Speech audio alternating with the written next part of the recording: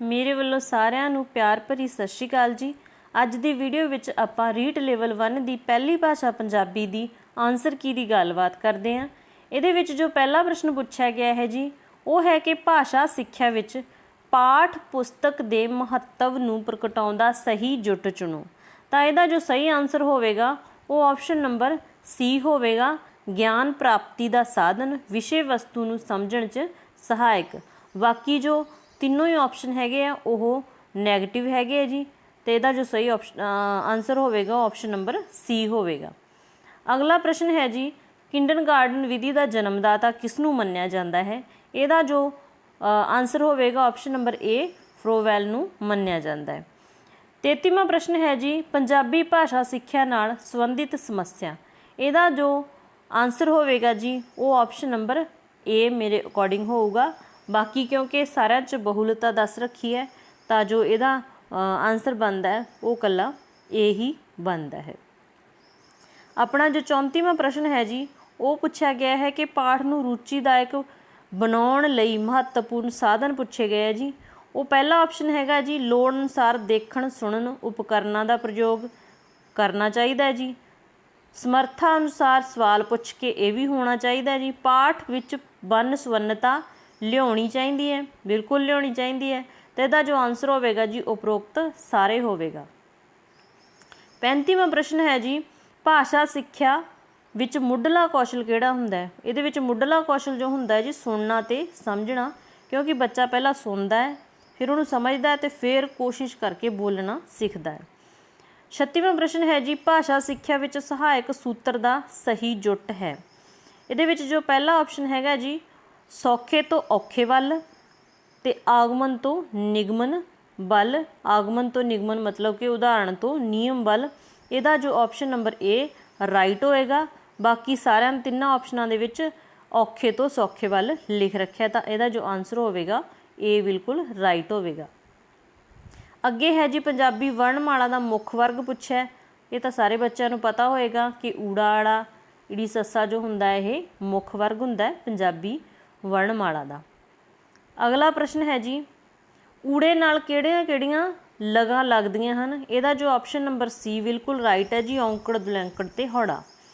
ਪੰਜਾਬੀ ਦੇ ਲਘੂ ਸਵਰ ਪੁੱਛੇ ਗਏ ਜੀ, ਇਹਦਾ ਬੀ ਆਪਸ਼ਨ ਬਿਲਕੁਲ ਰਾਈਟ ਹੈ। ਅਤੇ ਅਗਲਾ ਜੋ ਪ੍ਰਸ਼ਨ ਹੈ ਜੀ ਹੋਠੀ ਵਿਅੰਜਨ ਪੁੱਛੇ ਹੈ। ਇਹ ਸਭ ਨੂੰ ਪਤਾ ਹੈ ਕਿ ਪੱਪਾ ਫੱਫਾ ਬੱਬਾ ਜੋ ਇਹ ਪੈ ਵਰਗ ਹੁੰਦਾ ਇਹ ਹੋਠੀ ਵਿਅੰਜਨ ਹੁੰਦੇ ਆ। 40ਵੇਂ ਪ੍ਰਸ਼ਨ ਦਾ ਇਹ ਆਪਸ਼ਨ ਰਾਈਟ ਹੈ। ਪੰਜਾਬੀ ਭਾਸ਼ਾ ਵਿਆਕਰਣ ਵਿੱਚ ਲਗਾਖਰ ਹਨ, ਕਿਹੜੇ ਹੁੰਦੇ ਆ ਜੀ ਲਗਾਖਰ, ਬਿੰਦੀ ਟਿੱਪੀ ਅਤੇ ਅੱਧਕ। ਇਹਦਾ ਸੀ ਆਪਸ਼ਨ ਬਿਲਕੁਲ ਰਾਈਟ ਹੈ। ਅਗਲਾ ਪ੍ਰਸ਼ਨ ਹੈ ਜੀ ਆਦਮੀ ਸ਼ਬਦ ਦਾ ਲਿੰਗ ਬਦਲੋ। ਆਦਮੀ ਦਾ ਜੋ ਲਿੰਗ ਬਦਲਦੇ ਆ ਤਾਂ ਆਨਸਰ ਹੋਵੇਗਾ ਜੀ ਤੀਵੀਂ, ਆਪਸ਼ਨ ਨੰਬਰ ਏ। ਇਸਤਰੀ ਸ਼ਬਦ ਦਾ ਬਚਨ ਪੁੱਛਿਆ, ਬਚਨ ਬਦਲਣਾ ਪੁੱਛਿਆ ਮਤਲਬ ਕਿ ਇਸਤਰੀ ਦਾ ਬਹੁਵਚਨ ਪੁੱਛਿਆ। ਇਹਦਾ ਜੋ ਆਨਸਰ ਹੋਵੇਗਾ ਇਸਤਰੀਆਂ ਹੋਵੇਗਾ, ਆਪਸ਼ਨ ਨੰਬਰ ਸੀ। ਅਗਲਾ ਪ੍ਰਸ਼ਨ ਹੈ ਜੀ ਮੁਸ਼ੱਕਤ ਸ਼ਬਦ ਦਾ ਢੁਕਵਾਂ ਅਰਥ ਅਕੋਰਡਿੰਗ ਟੂ ਪਹਿਰੇ ਦੱਸਣਾ ਜੀ। ਇਹਦਾ ਜੋ ਅਰਥ ਬਣਦਾ ਹੈਗਾ ਉਹ ਮੁਕਾਬਲਾ ਬਣਦਾ ਹੈ। ਮੇਰੇ ਅਨੁਸਾਰ ਜੋ ਇਹਦਾ ਆਨਸਰ ਹੋਵੇਗਾ ਉਹ ਹੋਵੇਗਾ ਮੁਕਾਬਲਾ, ਠੀਕ ਹੈ, ਕਿਉਂਕਿ ਘਾਲਣਾ ਦਾ ਅਰਥ ਵੀ ਮਜ਼ਦੂਰੀ ਕਰਨੀ ਕਮਾਈ ਕਰਨੀ ਹੁੰਦੀ ਹੈ।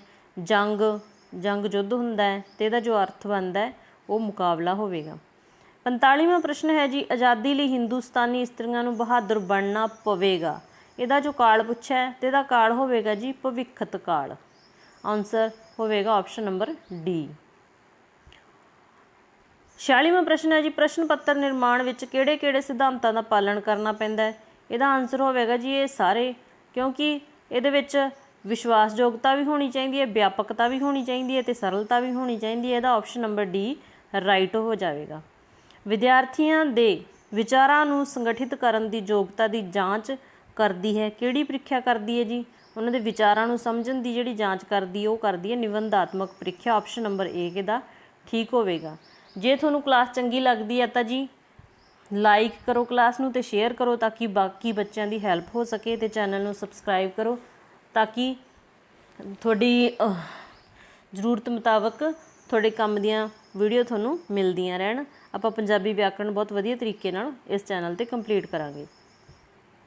ਅਗਲਾ ਪ੍ਰਸ਼ਨ ਹੈ ਜੀ 47ਵਾਂ ਜਿਹਦੇ ਵਿੱਚ ਪੁੱਛਿਆ ਗਿਆ ਹੈ ਵਿਦਿਆਰਥੀਆਂ ਦੇ ਵਿਚਾਰਾਂ ਨੂੰ ਸੰਗਠਿਤ ਕਰਨ। ਇਹ ਪ੍ਰਸ਼ਨ ਹੋ ਗਿਆ ਜੀ। ਆਪਣਾ ਅਗਲਾ ਪ੍ਰਸ਼ਨ ਜੋ ਹੈ ਉਹ ਹੈ 48ਵਾਂ।